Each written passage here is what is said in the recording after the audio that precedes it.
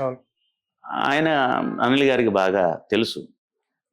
ఒక జబర్దస్త్‌లో ఒక అతను ఉన్నాడండి. కొంచెం ఇంచుమించు అలాగే ఉంటాడు. Side crop అదీను.